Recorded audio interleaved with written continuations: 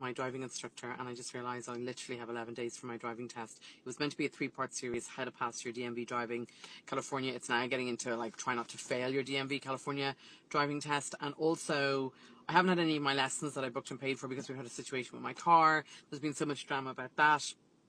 I also realised I have learned some things, like at a 4-way stop sign, whoever gets there first goes first. I used to be like, you go, and then I'd go, and everyone would be honking at me.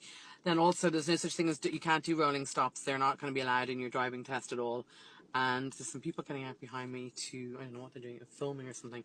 Who even knows? It's crazy here, busy. It's funny, I never really come down or day drive, but there's always people, cameras, and there's people filming at all times of the day. It'd be really good to do a big flash dance kind of flash mob thing at this time of the night when it's quiet. But yeah, I don't know, like the shops here are really nice. By the way, you could turn up in your pajamas and they're so nice to you and so polite. There's none of that European snootiness. They know that people who are wealthy can either dress like a completely vagabond person or can dress really wealthy, but they're also just nice. They're interested, they're working commission, they're not stupid.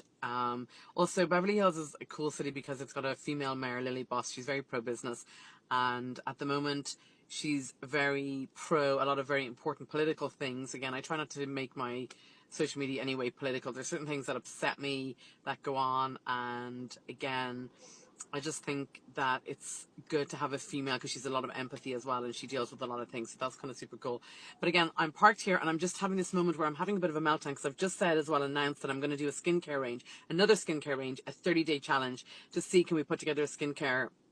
So obviously I have Dermaface MD skincare, which is my original brand. I also have Aerospace MD, which are my skincare tools, and they're two separate, they're on my same website. And I want to do a sort of something that's pink and baby blue, and I kind of have an idea for the name. It'll be a love letter to Los Angeles. It will also incorporate, you know, when I was at school, in Catholic school, I was in trouble for listening to Snoop Doggy Dogg and NWA. The cassettes were confiscated by the nuns. And so even now, if I see a lowrider or, you know, even in clinic, I'll always be the one wearing sneakers. I've never worn clogs or Crocs, even when Crocs weren't cool. I was always wearing Uptowns or Jordans or whatever cool kicks that I could get my hands on.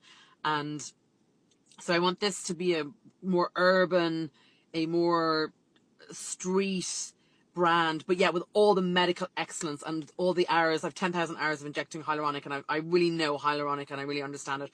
So I want all the boring medical stuff, but I want it to have a very cool